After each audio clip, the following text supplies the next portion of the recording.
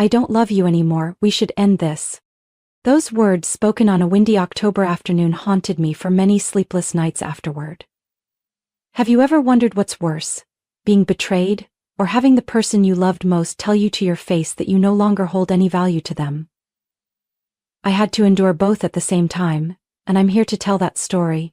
A story not about pain or resentment, but about how I reclaimed control of my life. But to understand this journey, you need to know who I am, how I fell for the wrong person, and why everything fell apart.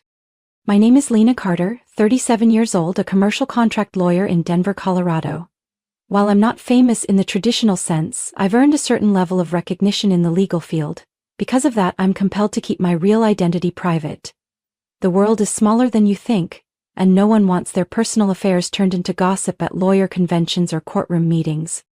The second character in this story is the man I once called my husband, Ethan Brooks, 41 years old, CEO of a high-end restaurant chain stretching from New York to Los Angeles. Ethan was charming, confident, and ambitious, qualities that drew me to him the first time we met at a business networking event. I believed I had found my ideal partner, someone who would understand the demands and pressures of a busy career. But Ethan's ambitions extended far beyond professional success. He always wanted more money, more fame, and women he deemed more worthy than me. We got married over 10 years ago at a time when both of us were reaching the peak of our careers.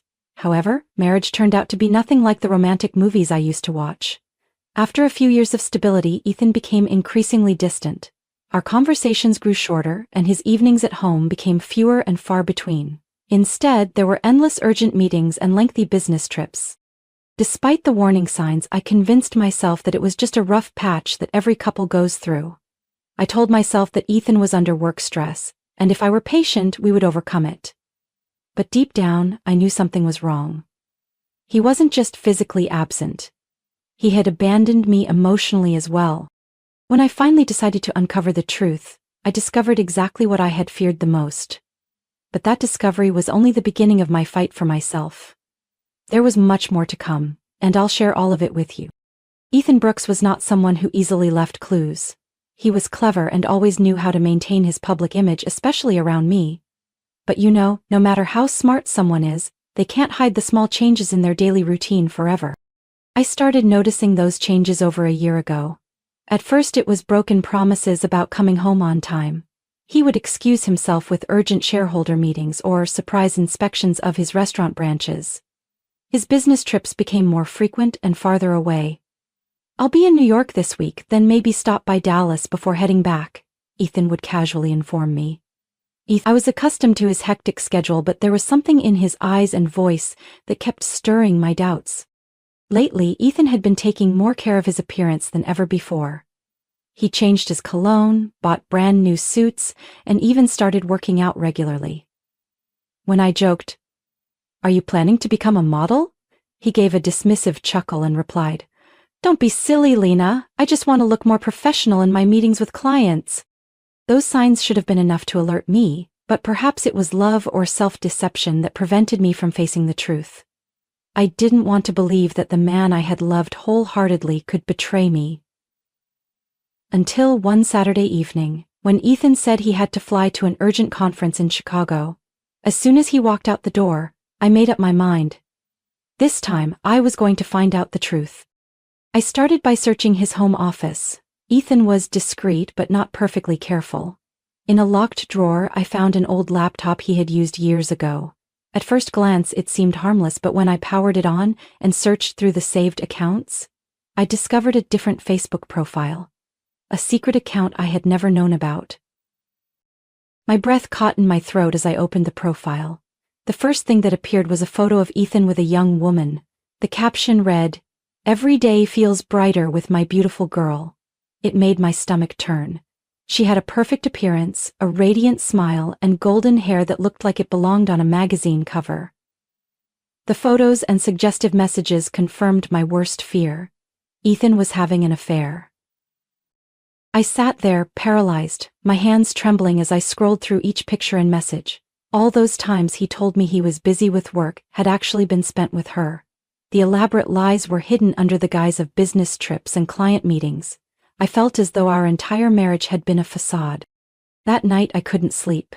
Anger and pain consumed me. I had always been a sharp lawyer, someone who could see through deception in every case.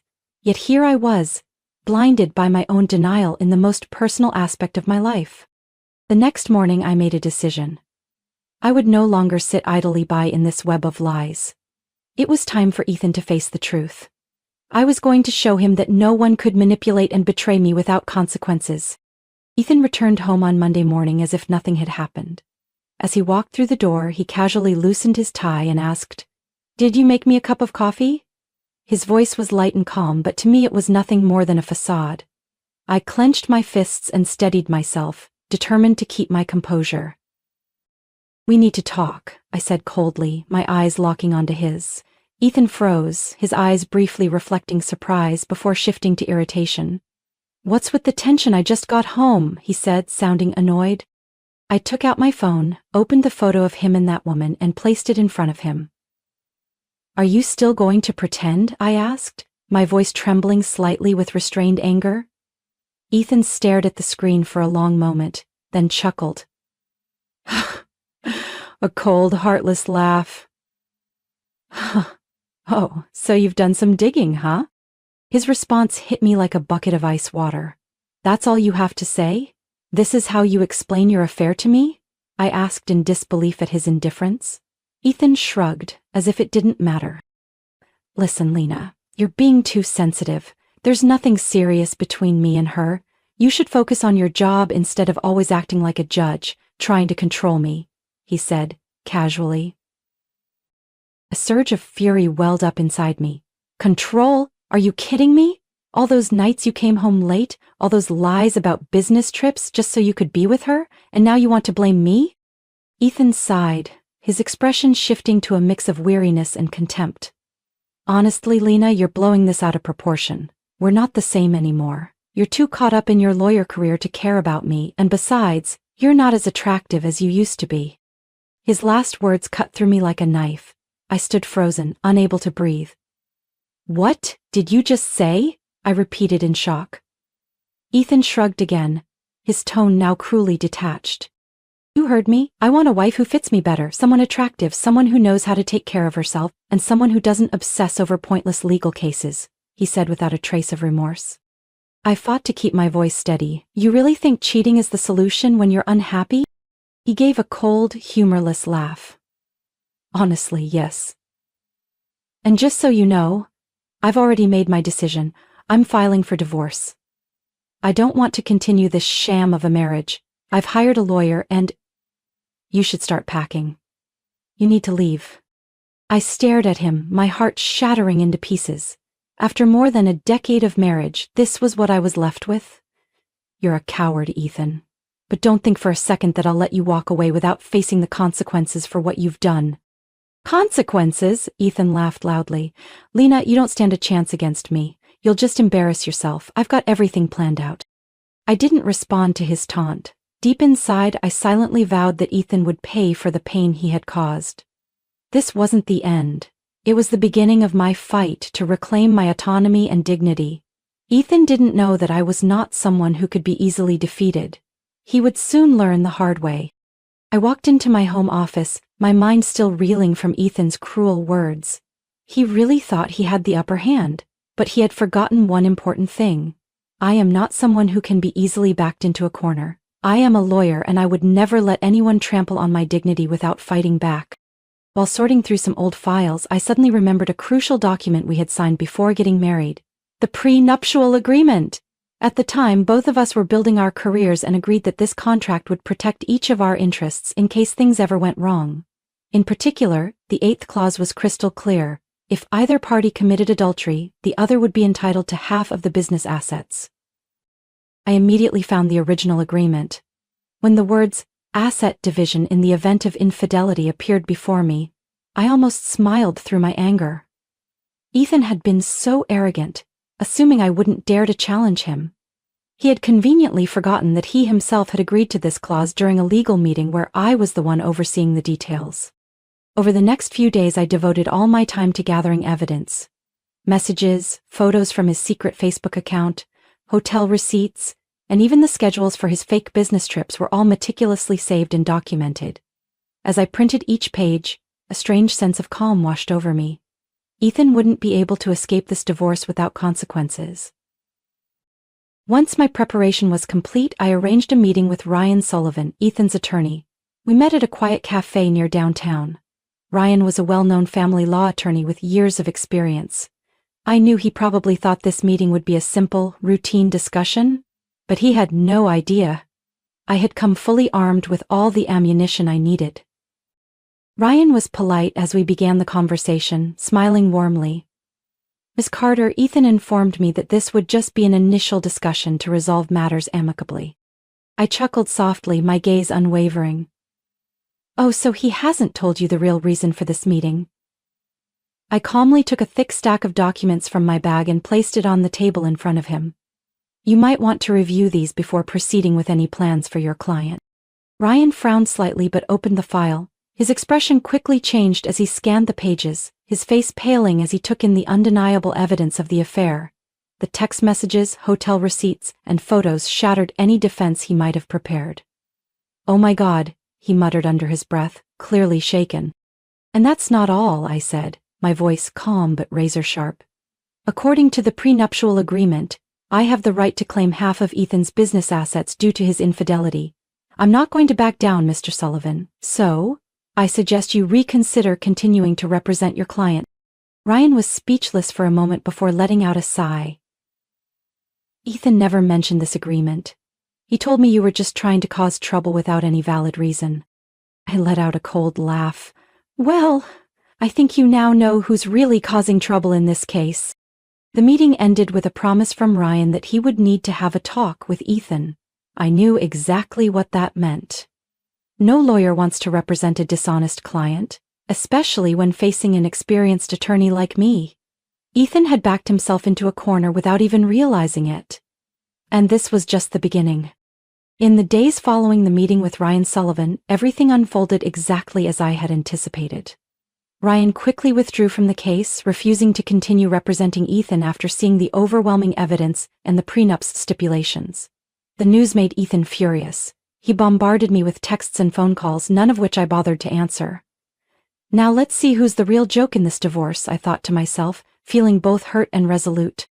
At first, Ethan remained arrogant, boasting that he would hire another top lawyer to beat me. But as the weeks passed, I began hearing from colleagues that no one wanted to take his case. Everyone in the legal community knew my reputation and recognized that Ethan had made too many critical errors. One Saturday morning, as I was preparing for a virtual meeting with a client, the doorbell rang repeatedly. I frowned, not expecting anyone at that hour. When I opened the door, I was surprised to find Ethan standing there, looking nothing like the polished man I once knew. He was thinner, his hair disheveled, and his face gaunt with worry. "We need to talk, Lena," he said, his voice trembling. I crossed my arms and stared at him coldly. "I thought we agreed to communicate through our lawyers. Couldn't find anyone willing to take your case?" Ethan lowered his head, clearly uncomfortable. "Lena, you have to understand, this isn't as simple as you think. I know I was wrong. I've ended that relationship. Can we talk like adults?" I raised an eyebrow. "That relationship? You mean your mistress? Interesting. Did she leave you when she found out you weren't rich anymore?" Ethan was silent for a moment, then let out a heavy sigh. "She doesn't matter. What matters is us. We were happy once, weren't we? I know I made mistakes, but everyone makes mistakes, Lena. We can fix this." Those words made me laugh bitterly. "Ethan, do you really think I'm stupid enough to come back to you just because of a few apologies? After everything you've done? Don't be ridiculous." He tried to stay composed, but I could see the desperation in his eyes. "Lena, I'm losing everything. If you take this to court, I'll be completely ruined. Just tell me what you want. I'll do it as long as you don't take half of my business." I stepped closer, looking him straight in the eyes. "Do you remember who wrote that clause into the prenup?" "You did. And now you have to face the consequences. Don't come here begging. I gave you a chance to be honest long ago, but you chose to betray me. We're done." Ethan's face turned pale. He continued pleading, but I no longer felt an ounce of sympathy. "Get out, Ethan, and don't come back," I said firmly, slamming the door shut. Outside, I heard his footsteps retreat quietly. I stood still for a long moment, exhaling deeply. This battle was nearing its end. Ethan had thought he could control me forever. But now he knew the harsh truth. I am the only one who controls my life. The divorce proceedings concluded faster than I had expected. The undeniable evidence and the clear stipulations of the prenuptial agreement left Ethan completely at a disadvantage. In the end, he had no choice but to concede and sign the agreement, granting me half of his business assets. We didn't have to drag the case further into court. I won convincingly, though the victory didn't bring the joy I had once imagined. It was merely the final step in closing a painful chapter of my life. A few weeks later, news of our divorce spread quickly within the business community. Some of Ethan's partners were shocked to learn that he had lost nearly half of his assets to me. His once thriving chain of upscale restaurants was now facing significant financial challenges. Without enough cash flow to maintain his lavish lifestyle, Ethan was forced to sell his sprawling mansion in the Denver suburbs and move into a modest rental apartment in a middle-class neighborhood. The woman he had once praised as his true love was no longer by his side. I heard rumors that she disappeared as soon as she found out Ethan was no longer wealthy. The cold indifference she showed him now was exactly what he had sown when he betrayed me. Karma hit faster than he expected. While Ethan struggled to adjust to his new reality, I focused on rebuilding my own life. The business shares I had acquired provided a stable source of income. I didn't manage the operations directly but hired a professional team to handle that part of the business. This allowed me to concentrate on my legal career and spend more time taking care of myself. One day I received a call from my best friend Emma, whom I hadn't seen throughout the divorce process. "Lena, we should go somewhere to relax this weekend. You've fought so hard, it's time to enjoy the fruits of your victory." Emma's suggestion made me laugh. She was right. I had spent too much time in pain, fighting and weathering the storm of my life. It was time to let myself enjoy life a little. That weekend, we drove up to the mountains in Aspen, rented a small villa, and spent the entire day hiking along beautiful trails, breathing in the fresh air of nature. There, I began to feel a true sense of relief for the first time in months. "Life is so beautiful, Emma. I forgot what it felt like to breathe freely like this," I said, smiling as I watched the stunning sunset before us. Emma nodded in agreement. "And you deserve it. No one has the right to make you suffer anymore, Lena. It's time for you to live for yourself." Her words were like a wake-up call. After that trip, I returned with a new mindset.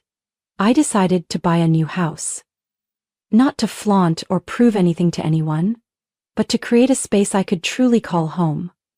The new villa was located in a peaceful neighborhood, surrounded by a large garden. I spent time decorating it, selecting each piece of furniture to match my taste. Something I had never done while living with Ethan. My life gradually stabilized and flourished beyond my expectations.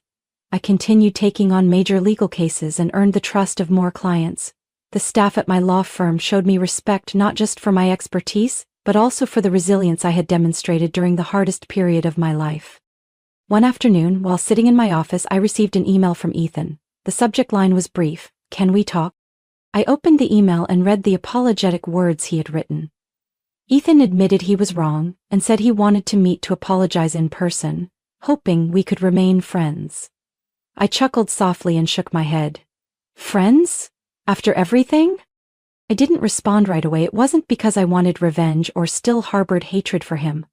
I simply realized that I no longer needed his apologies. My life had entered a new chapter, and Ethan was no longer a part of it. Instead of replying, I pressed the delete button and closed my laptop.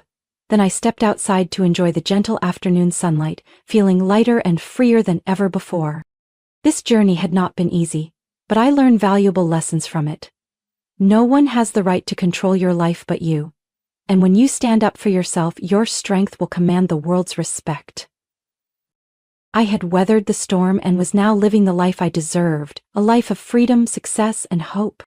The story of Lena Carter is a journey from heartbreak and betrayal to resilience and triumph. After being betrayed and disrespected by her husband, Lena stood up for herself with intelligence and determination. She reclaimed what was rightfully hers and rebuilt her life with success and independence.